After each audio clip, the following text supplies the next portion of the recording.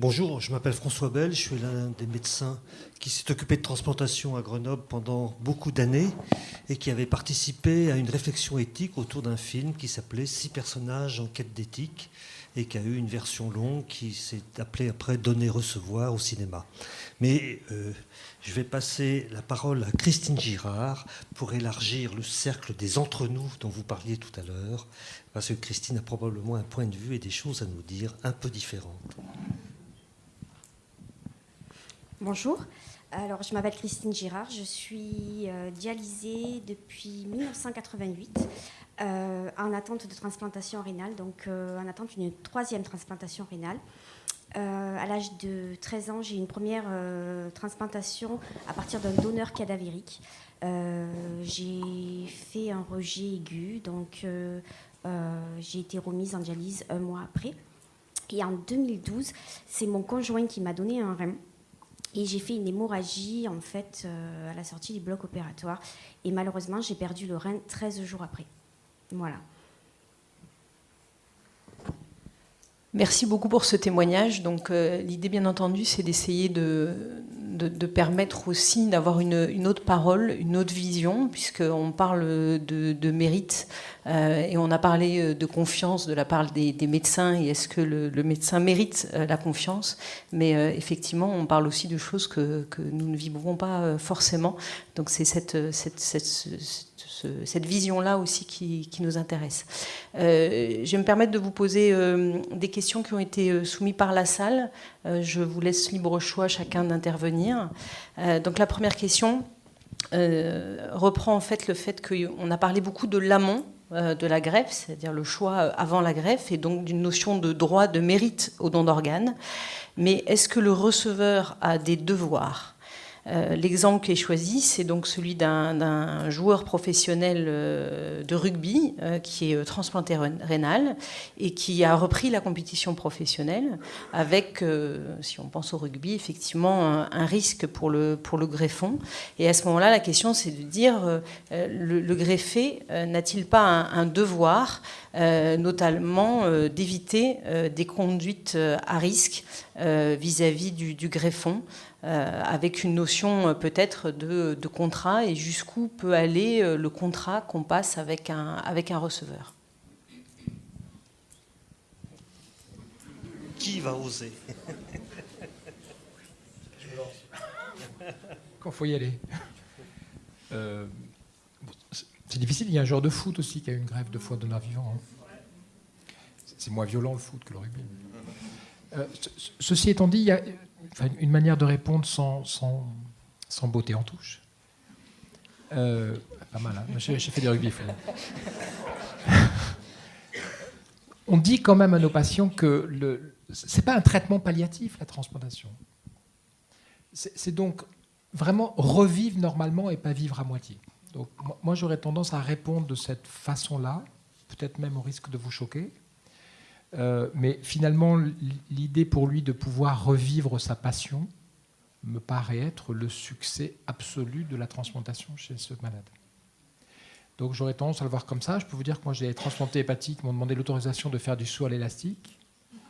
Alors j'imagine bien l'itinéraire personnel qui les a conduits à cette mise en danger, mais je ne voyais pas sur quels arguments j'allais les empêcher d'eux. Voilà, en tant que acteur médical dans le dialogue. Après, il y a d'autres manières d'aborder les devoirs, mais bon, c'est autre chose. Oui, mais c'est vrai, dans le même ordre d'idée, il ne faut jamais oublier dans l'histoire de la transplantation le problème des grossesses chez les femmes greffées. Les médecins étaient très opposés à ça. Ça allait mettre en danger le greffon, et puis on avait des arguments scientifiques pour penser ça. Et heureusement, les femmes ont désobéi. Et elles ont fait des grossesses avec de la cyclosporine, avec plein de traitements immunosuppresseurs considérés comme extrêmement dangereux. Et en fait, les bébés n'ont pas mal du tout supporté ce genre de choses. Et on sait maintenant, il a fallu attendre une génération on sait maintenant que les enfants des femmes greffées ne sont pas stériles. C'était une question qui était en suspens. On ne savait pas. Voilà. Donc, effectivement, refaire sa passion ou faire un enfant, désobéir au médecin, peut être aussi une avancée scientifique remarquable. Oui, mais à ce moment-là, c'est désobéir au médecin. Ça veut dire qu'on a établi un contrat qui disait le contraire. Parce que nous aimons les malades obéissants, reconnaissants, observants. Voilà, on aime ça. Mais on sait bien qu'ils ne sont pas comme ça. Heureusement. Pour répondre à cette question, moi j'aimerais m'arrêter au mot. Le don d'organe, on ne parle pas de prêt. On ne va pas prêter l'organe à la personne en fonction de l'usage qu'elle va en faire. Ce n'est pas du leasing. C'est donné, c'est un patient, c'est une personne. Le patient, il faudrait le sortir de cet état de malade à personne normale. Donc si on va lui mettre des contraintes, je peux comprendre qui on est. Le traitement, il faut le suivre pour éviter les rejets. Mais on ne peut pas rentrer dans la vie des greffés, parce que c'est déjà difficile, je pense, tout le processus d'attente et de le vivre, je pense, comme un cadeau tombé du ciel, comme la personne qui a eu envie de vivre après la greffe et la mobilisation générale. Après, on ne va pas non plus lui dire le rugby c'est mauvais pour le greffon. Donc je pense qu'il faut réfléchir à ce que le rôle du médecin, c'est une solidarité sociale. Donc la solidarité s'arrête là où le besoin immédiat de la personne, elle a besoin de l'organe, va s'arrêter là. Donc on va pas non plus, c'est pas une télé-réalité, on va pas suivre où va aller l'organe, quoi. Dans quel foyer il va atterrir, quels sont les problèmes de la personne. Et je pense que là, on va dépasser le rôle des professionnels de santé que vous êtes, que je ne suis pas. Donc voilà. Je pense que le principe de non-patrimonialité nous fait dire, enfin, nous fait admettre que nos organes ne nous appartiennent pas. Par contre, puisqu'on ne peut pas en faire commerce, sauf en Iran, qui est le seul cas au monde actuellement. Par contre, on a l'usufruit de son corps. Donc si on admet que la greffe a permis à une personne de survivre, elle a un corps, et elle en a l'usufruit. Donc je ne vois pas comment le corps médical pourrait lui interdire des choses. Après, on peut l'informer, on peut établir une relation de confiance, contractualiser, mais interdire sur des superstitions, comme vous l'avez dit pour la grossesse, c'est, je pense, un excès de pouvoir, un abus de pouvoir sur ce corps restitué, hein, et qui a le plein usufruit de ce nouveau corps. Et Christine, vous vous êtes sentie pleine de devoirs, d'obligations et usufruitière? Honnêtement, un peu, je veux dire, c'est mon mari qui m'a donné un rein. Je veux dire, déjà, quand ça s'est mal passé dès le début, j'ai l'équipe médicale qui est venue me demander si je voulais qu'on me retire le rein au bout de 48 heures ou si on essayait de sauver le rein. Il était hors de question de retirer le rein, il fallait essayer, c'est un don. Alors moi je pense qu'effectivement si un jour je suis greffée, je pense que je ferai partie des personnes qui reprendront une vie normale mais qui ne tenteront pas le diable, quoi. Je pense que j'aurai un respect, une observance et quelque chose pour ne pas revenir en dialyse, quoi. Je pense qu'il y a une responsabilité une fois qu'on est greffé. Voilà, du don qu'on a reçu. Enfin, c'est mon opinion. Un petit quelque chose à ajouter par rapport à cette balance qu'on fait entre droit et devoir. Il me semble que l'idée qu'il y aurait nécessairement des devoirs pour la personne qui est greffée ressortit un peu du schéma du mérite, dans le sens où ça va contre une certaine idée de l'inconditionnalité, en fait. C'est-à-dire on donnerait sous condition, ça serait la manière rationnelle de donner. Alors, voilà, je pense que ça relève en fait de ce schéma. C'est très contestable de vouloir régenter la vie d'une personne une fois que ce don a été fait et que la greffe a eu lieu, a réussi. Mais qu'on se sente obligé à quelque chose, ça c'est très différent. C'est la théorie du don telle que Mauss la pense, c'est-à-dire que recevoir nous oblige. Mais nous oblige pas du tout au sens du contrat. Nous oblige dans le sens de quelque chose qu'on va éprouver comme une obligation morale, et pas de quelque chose dont on serait redevable et comptable. Et la distinction me semble très importante à faire en l'occurrence. Je pourrais faire une petite précision conceptuelle que j'emprunte à Kant, que j'ai cité tout à l'heure. Kant distingue les impératifs hypothétiques de l'impératif catégorique.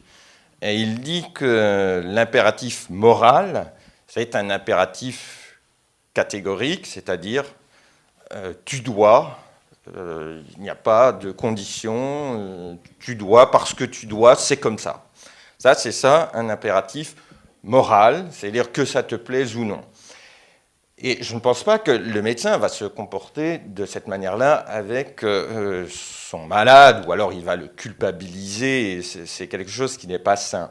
Mais quand on distingue en dehors des impératifs moraux, de l'impératif catégorique, les impératifs hypothétiques.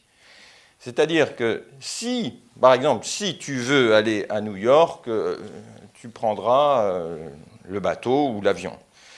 Mais ça n'a aucune portée morale, c'est un conseil. Et donc je trouve que depuis tout à l'heure, nous sommes complètement sortis de la réalité, parce que nous traitons comme un impératif moral, ce qui est un impératif hypothétique. Dans l'hypothèse où tu voudrais avoir une vie intéressante, jouir des plaisirs, dans l'hypothèse où tu veux continuer à vivre bien, alors je te conseille de respecter ton greffon. Mais ça n'a rien à voir avec la morale.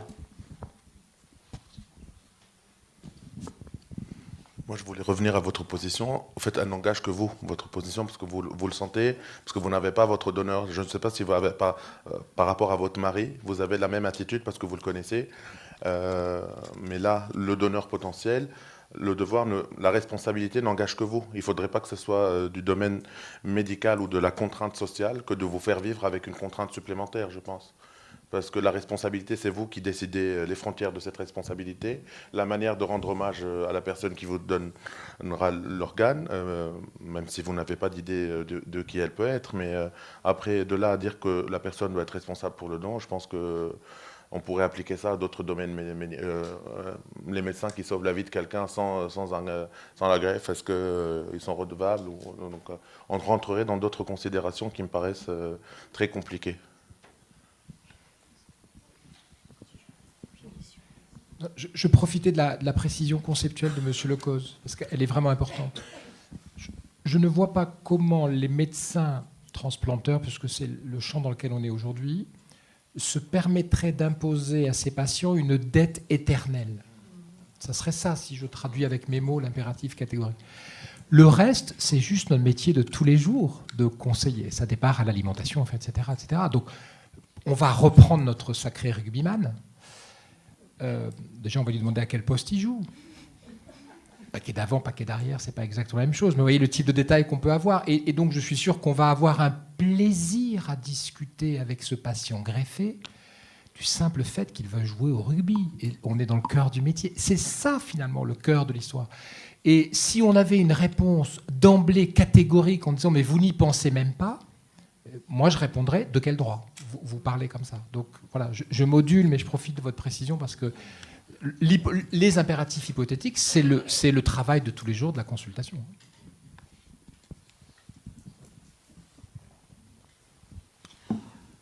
On nous demande aussi une question abrupte. Quel est le rôle de l'Église catholique dans la position du choix du greffé? Est-ce que vous avez une réponse à ça? Je veux bien répondre, oui. Je pense qu'on n'en tient pas assez compte parce que, notamment pour ce que je connais, pour la transplantation hépatique, qui est quand même de plus en plus une aventure maintenant, parce que même si c'est bien maîtrisé, on greffe des malades de plus en plus graves. Et l'élan vital, au sens vitaliste du terme, est une donnée très importante. Il y a des malades qui ont plus la pêche que d'autres, pour être simple dans les termes. Et l'envie d'être greffé n'est pas si évidente que ça. J'ai relaté ce cas avec quelqu'un il y a peu de temps. Un jour, Christian Ducerf me dit « Tu ne veux pas aller voir ce malade parce que je n'ai pas l'impression qu'il ait tant envie que ça d'être greffé. » C'est un monsieur qui avait 65 ans, qui avait un CHC sur cirrhose, qui avait une comorbidité, donc l'indication très limite. Et donc on discute avec ce malade et je lui dis qu'est-ce que vous en pensez vous Il dit oh, moi c'est ma femme, hein. Pour moi ça me paraît beaucoup trop lourd, c'est pour elle que je veux être greffé. Et donc en le laissant parler, on a complètement changé l'indication et il n'a pas été greffé parce que lui c'était beaucoup trop lourd et il cédait au poids de son entourage pour envisager la greffe. Et c'est clair que il y a une espèce de dynamique autour de la greffe qui vient des hépatologues, qui vient de la société tout entière.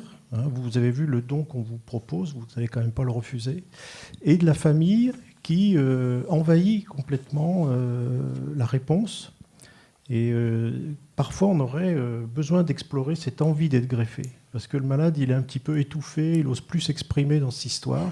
Or, ce n'est pas la majorité des patients, sûrement pas. Mais ça existe.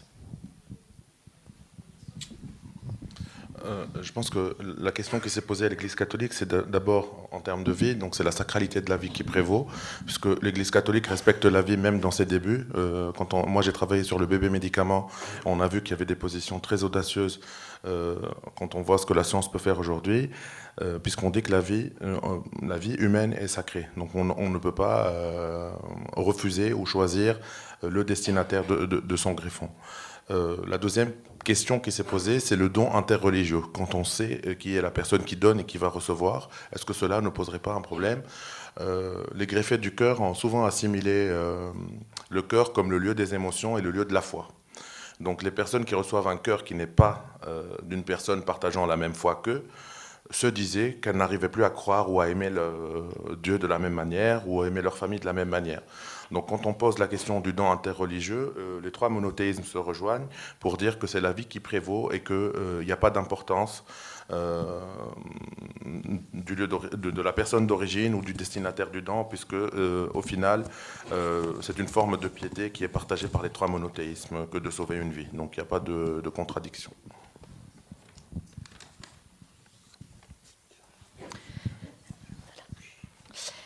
Autre question, existe-t-il un droit à la greffe ? C'est-à-dire pourquoi fuir en avant et entretenir l'illusion de la possibilité de satisfaire un jour les besoins ?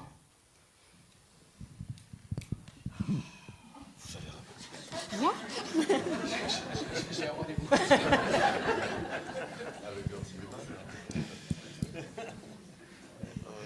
Alors, existe-t-il un droit à la greffe ? Oui. C'est sûr que... Ouais. Je voudrais rappeler que quand on propose à une personne ou bien c'est la greffe ou bien la mort, on ne peut pas dire qu'il soit en face de deux possibilités et qu'il choisirait comme ça en fonction de son bon vouloir. Il faut rappeler que la médecine de transplantation, c'est une médecine de transgression. C'est-à-dire que c'est vraiment à défaut d'une autre possibilité qu'on doit se résoudre à recourir à la transplantation. Est-ce que l'on peut souhaiter, on a parlé tout à l'heure de trafic d'organes, on voit les déboires aussi quand la greffe ne passe pas.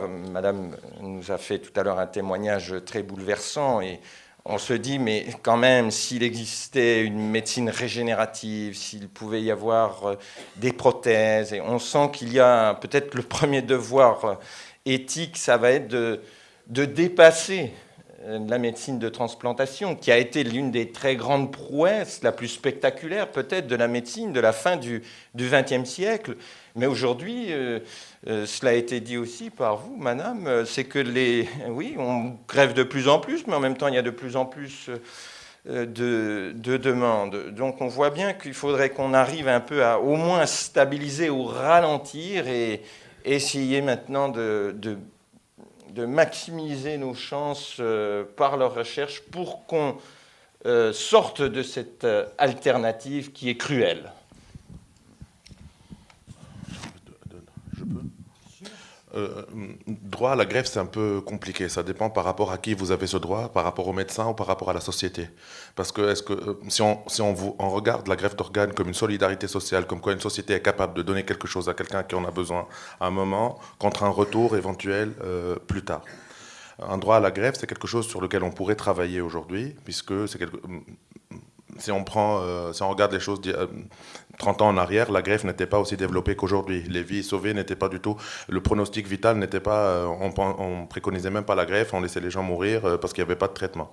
Donc je ne pense pas qu'on devrait parler d'illusion, mais d'un statu quo qui est fait de plusieurs éléments qu'on ne peut pas maîtriser, sur lesquels il faudrait travailler. Parce que je pense que si des pays arrivent, par exemple, à mettre de l'argent ou d'autres incitations à la greffe, ils y arrivent à leur manière, donc ce n'est pas une illusion à mon sens. Je pense que c'est juste un système de solidarité sociale qu'il faudrait développer et plus valoriser la greffe et de dire que voilà, c'est une technique médicale et que c'est quelque chose qu'on peut faire parce que les gens, quand ils visualisent la greffe, c'est toujours très loin d'eux. Ce n'est pas quelque chose qui est dans le quotidien des gens. La greffe, généralement, on parle de la greffe quand la personne va mourir. On n'en parle presque jamais de son vivant. C'est encore un sujet qui est tabou. Les gens ne veulent pas parler de leur corps. Et je pense que si on démocratise un peu la greffe comme question sociale, je pense qu'on ira beaucoup plus loin dans ce droit à la greffe. Il ne faut pas oublier que le droit à la greffe a été revendiqué par des associations de patients, notamment en transplantation rénale il y a quelques années, et a fait avancer les inscriptions sur la liste d'attente dans certaines régions où elles étaient extrêmement tièdes.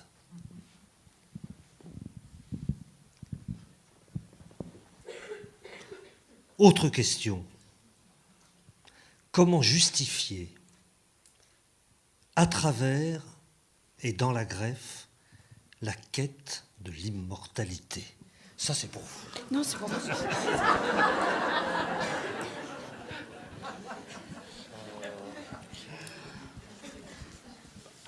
Je pense que la quête de l'immortalité, c'est plus à travers la reproduction qu'on l'a fait qu'à travers la greffe. Mais je pense que c'est une certaine manière, parce qu'on sait que le corps va partir, mais une partie va rester. Pour la famille, je pense que ça peut beaucoup aider de savoir qu'une partie du corps du défunt va permettre à une autre vie de continuer. Pour les personnes qui adhèrent à ce genre de philosophie, que la vie continue malgré tout, je ne pense pas qu'il y ait une quête d'immortalité ou de reconnaissance dans la greffe, mais c'est plus une quête de faire sa bonne action peut-être avant de partir, ou d'avoir une mort utile, entre guillemets, parce qu'il y a beaucoup de personnes qui partent comme ça, et je pense qu'à travers le don, on essaye en quelque sorte...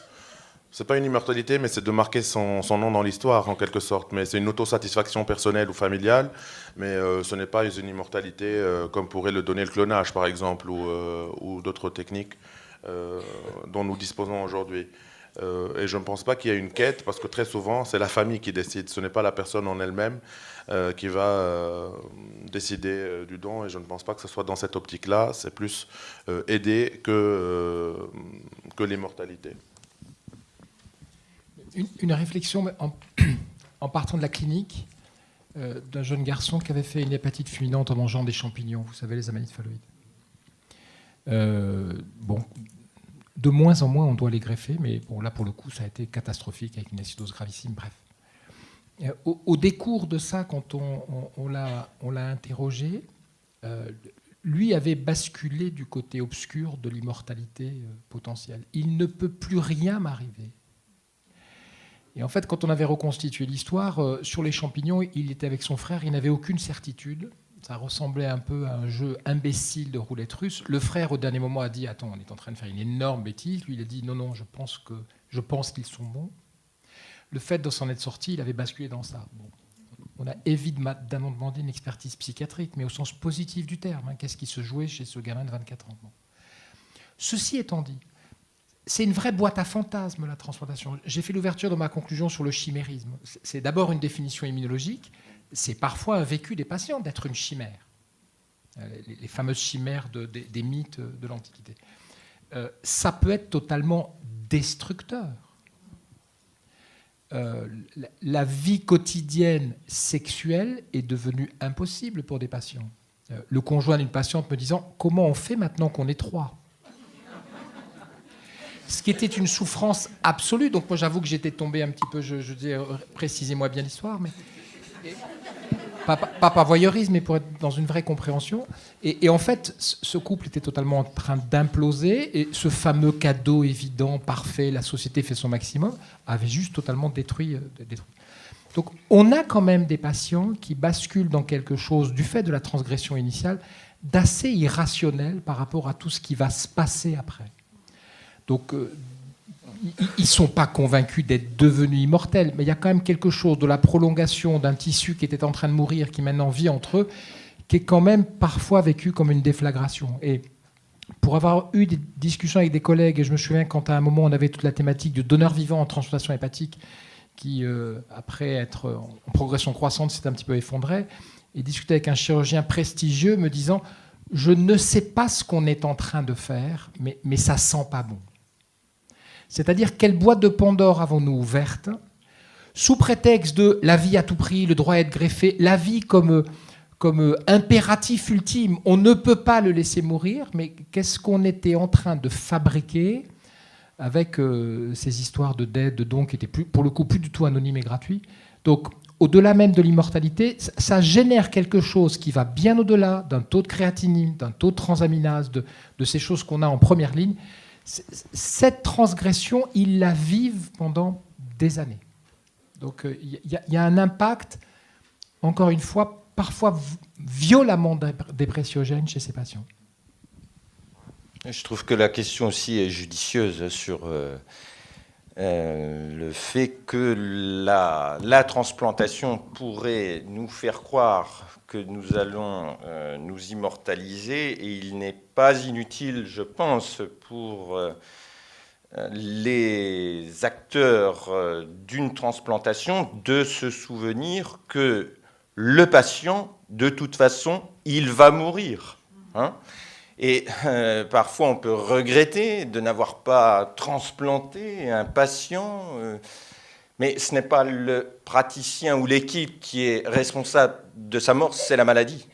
Et par ailleurs, quand quelqu'un meurt, ou quand quelqu'un survit, on ne sait pas toutes les calamités aussi qu'on lui aura épargné. Je ne sais pas, je dis par exemple quelqu'un qui se ferait greffer à 75 ans, et puis finalement, à 80 ans, il va développer la maladie d'Alzheimer. Entre-temps, il aura vécu le divorce de sa petite fille, le fils qui se sera tué en moto.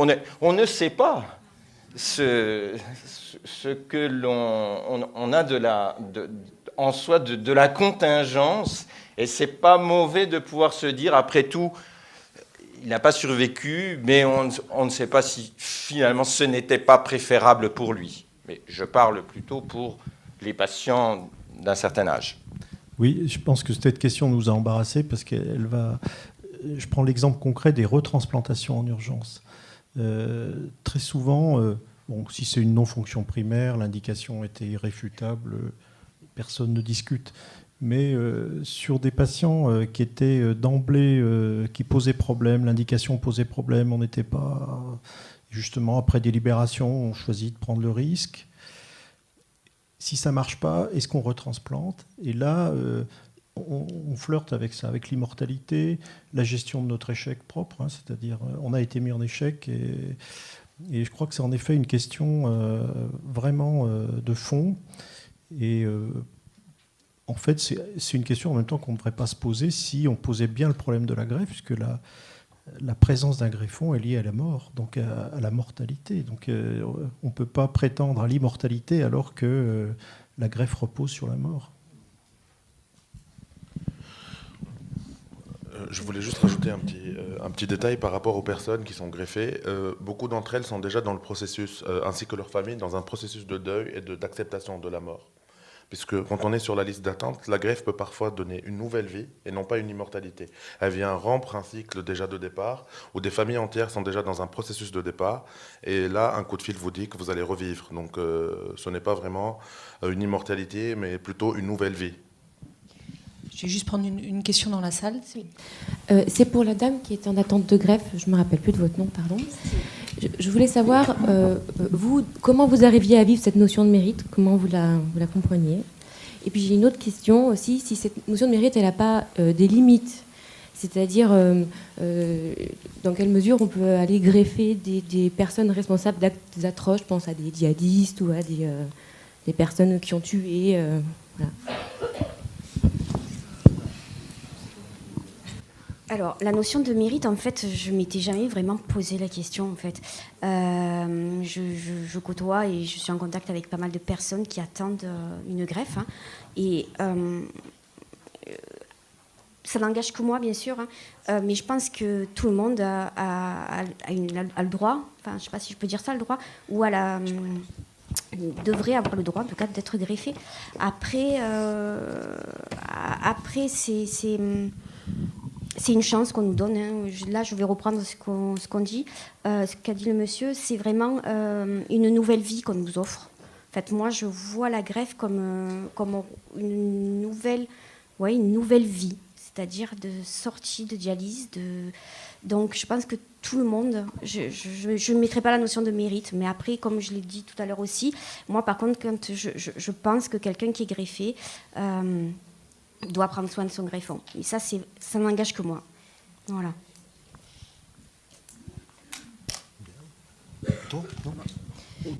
Autre question.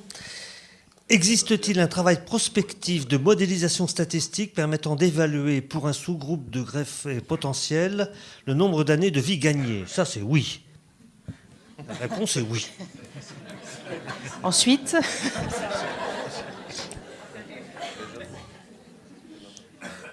non, on sait parfaitement. Non. À consulter les statistiques, non, mais toutes les équipes de greffe savent ça. Dans toutes les greffes, il y a effectivement des statistiques de pronostic des greffons en fonction de l'étiologie, de l'âge du donneur, de l'âge du receveur, etc. C'est d'ailleurs dans les résultats. Voilà. Voilà. Donc la politique utilitariste dirait il faut greffer les patients qui ont le meilleur pronostic d'abord et les autres après. Et la politique égalitaire dont on a parlé tout à l'heure dit tout le monde est à égalité et on choisit les greffés non pas en fonction de leur pronostic, mais en fonction d'autres critères. Oui, j'avais une question à laquelle je voulais répondre. Oui, il n'y a pas de souci. Par rapport à l'ordre du mérite, donc... le mérite est très particulier. Ça dépend si on est médecin ou si, comme vous, par exemple, pour le cas des personnes qui ont un lourd passé ou un profil atroce, je pense que si on devait choisir, si la société devait choisir, on dirait que non, automatiquement. Mais le médecin, il n'a pas le profil de la personne devant lui. Donc après, est-ce que la dignité humaine dépend de ce que vous avez fait dans la vie ? Là, on cesserait de donner des soins aux personnes qui sont en prison dans le couloir de la mort ou ailleurs. Et si on inverse la question, est-ce qu'on pourrait récupérer les organes des djihadistes, par exemple, comme fait la Chine? La Chine, les condamnés à mort, leur corps, elle en dispose comme elle veut. D'ailleurs, l'exposition body a été interdite parce que les éléments corporels venaient tous de condamnés à mort chinois. Donc, je ne sais pas si vous êtes au courant de... Ça a été interdit en France, mais l'exposition a continué en Europe.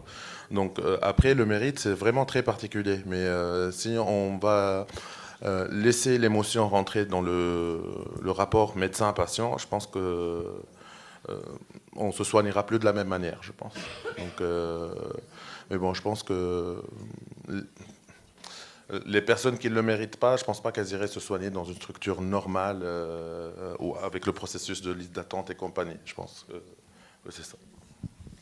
c'est-à-dire qu'en fait, le mérite est différent selon qu'on donne ou qu'on reçoit. Oui. C'est-à-dire que si on est dans le couloir de la mort, on mérite de donner et on ne mérite pas de recevoir. C'est un peu bizarre, je trouve, à mon sens. Vous avez sûrement quelque chose à dire. J'ai quelque chose à dire qui va être très court, c'est que je pense qu'un médecin n'est pas un juge. Voilà, et que le médecin n'a pas à se prononcer sur la valeur des actes commis par la personne qu'il soigne. Ça nous fait du bien d'entendre ça.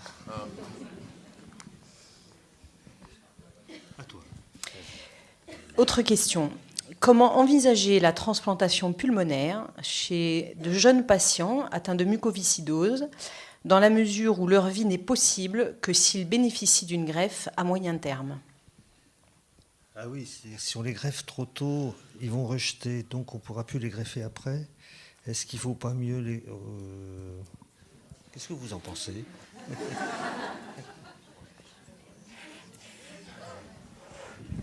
Si la question c'est de rediscuter de la fenêtre de transplantabilité, Oui, c'est oui, ça? c'est probablement C'est-à-dire ça, qu'en oui, gros, oui. si on greffe trop tôt, on augmente le risque de complications, d'exposition aux anti-rejets.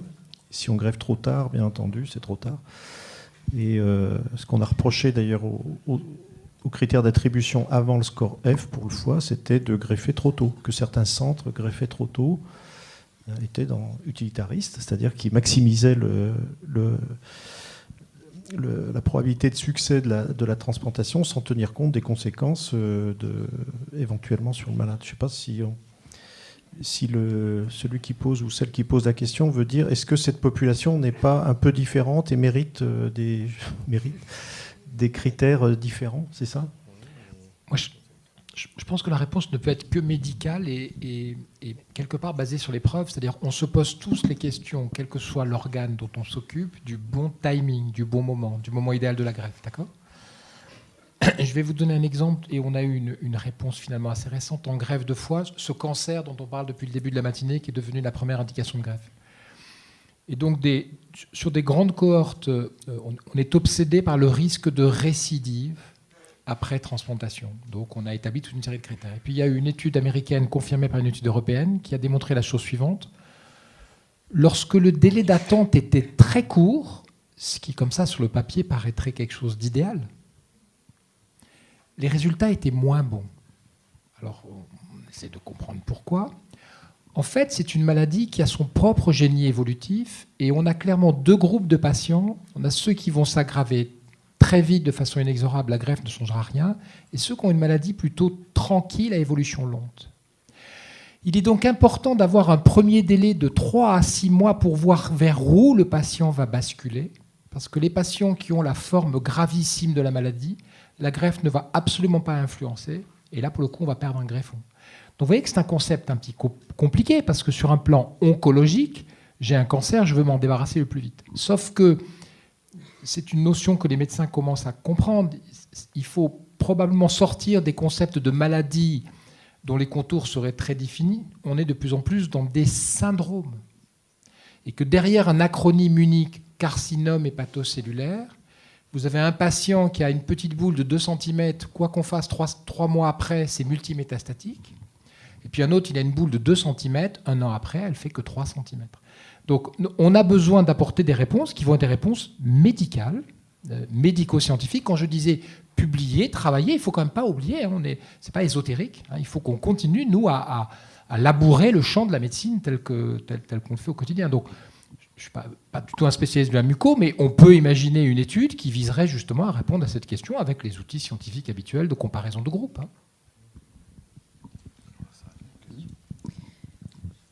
On va prendre une dernière question. C'est pour faire un parallèle avec les greffes préemptives dans l'insuffisance rénale. Est-ce que quand il n'y a pas beaucoup de greffons, c'est mieux de greffer des gens qui n'ont pas été jamais dialysés, ou est-ce que comment se font les choix, par exemple, en transplantation rénale? Donc la question pour la salle pose sur une mise en parallèle avec la greffe préemptive, c'est-à-dire l'inscription sur liste de transplantation rénale de patients qui n'ont pas encore été dialysés, et en disant dans un contexte de pénurie, ça peut modifier le timing entre guillemets d'inscription. Alors ça a été débattu à l'Agence de la biomédecine. Ceux qui y étaient. Ça a été effectivement très discuté parce que, avec des positions extrêmes, un certain nombre de gens disaient mais il faut que les patients dialysent pour mériter leur greffon, en gros. Et la dialyse était alors vécue comme une éducation. On voulait des patients préparés, éduqués, et la dialyse était une très bonne éducation parce que la non-observance en dialyse, on paye comptant. Si on saute une dialyse, on est en OAP dans les 2 jours qui suivent et on comprend très très vite la nécessité de se fixer cette discipline tout à fait militaire qu'est l'hémodialyse 3 fois par semaine, 4 heures, ce qui est une bonne éducation au traitement anti-rejet qu'il faut prendre matin et soir, toutes les 12 heures, avant manger, de la même manière, pour ne pas avoir d'ennui. Ça, c'était pour un certain nombre de transplanteurs le cas, l'école de la transplantation, c'était la dialyse. Et puis il y avait à l'opposé des gens qui disaient mais ils sont en insuffisance rénale, les meilleurs résultats de la greffe c'est de ne pas passer par la dialyse, et la greffe c'est le meilleur traitement de l'insuffisance rénale, allons-y, on les inscrit le plus tôt possible. Alors on avait défini des fourchettes de fonction rénale au-delà desquelles ou en deçà desquelles on pouvait inscrire les patients. Voilà. Et puis il y a eu les problèmes des règles de répartition des greffons. Est-ce qu'on devait prioriser les patients en hémodialyse pour les greffer avant ceux qui n'étaient pas encore dialysés, etc. Toute cette discussion a eu lieu, et pour couper court à la surcharge métaphysique de l'Assemblée qui était là, on a fabriqué un algorithme qui a pris en compte effectivement le fait de dialyser, apporter des points supplémentaires aux patients pour qu'ils puissent être greffés pas un peu plus vite que ceux qui n'étaient pas encore dialysés. Tout ça a été pondéré, et le système de l'algorithme marche de cette façon suivante. Tout le monde est à égalité, on fabrique un algorithme parce qu'on s'aperçoit qu'un certain nombre de patients sont greffés plus vite que les autres, donc ils sont favorisés, donc on va faire un algorithme pour pallier à cette insuffisance. Et puis, quand on fait cet algorithme, on s'aperçoit 3 ans après qu'on a pénalisé une autre population. Alors on va modifier l'algorithme pour favoriser la population pénalisée, et puis on fabrique à nouveau une population pénalisée, et on modifie constamment les règles de répartition. Et si vous allez sur le site de l'Agence de la biomédecine, les règles de répartition des greffons, c'est 57 pages. C'est pire que le code du travail. Mais il y a des professionnels qui savent ça par cœur, et des ordinateurs qui ont intégré les équations que je vous défie de comprendre si vous les voyez écrites. Juste peut-être un mot, parce que vous avez évoqué le fait qu'on devait passer par l'hémodialyse selon un certain courant de pensée. Et j'ai eu l'occasion au Comité national d'éthique d'avoir à réfléchir sur les justifications éthiques d'une interruption médicale de grossesse. Quand une femme porte en son sein un fœtus qui est affecté d'une maladie d'origine génétique héréditaire récurrente au sein de la famille, en principe, elle a droit, d'après la loi, sans passer par déjà une interruption médicale de grossesse, d'avoir le diagnostic préimplantatoire. C'est-à-dire qu'on va prélever une population d'embryons qui seront exempts de la mutation familiale, génétique.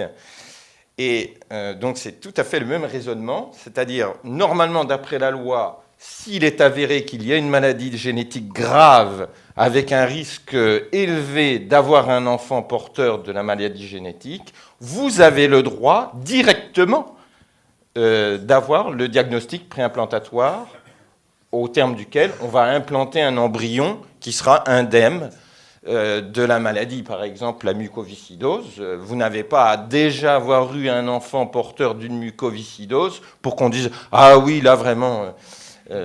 vous pouvez y avoir accès tout de suite. Mais dans la tête d'un certain nombre de praticiens, c'est la même école de pensée, c'est quand même bien d'avoir déjà subi 1 ou 2 interruptions médicales de grossesse pour alors, d'accord, avoir droit au diagnostic préimplantatoire. Donc je suis d'accord avec vous, il faut se méfier de ce courant moraliste. Je vais conclure là cette table ronde, pas parce qu'on s'ennuie, hein, mais juste parce qu'on a faim. Voilà. Donc je vous remercie de revenir à l'heure pour qu'on puisse terminer aussi bien qu'aujourd'hui à 14h. Bon appétit.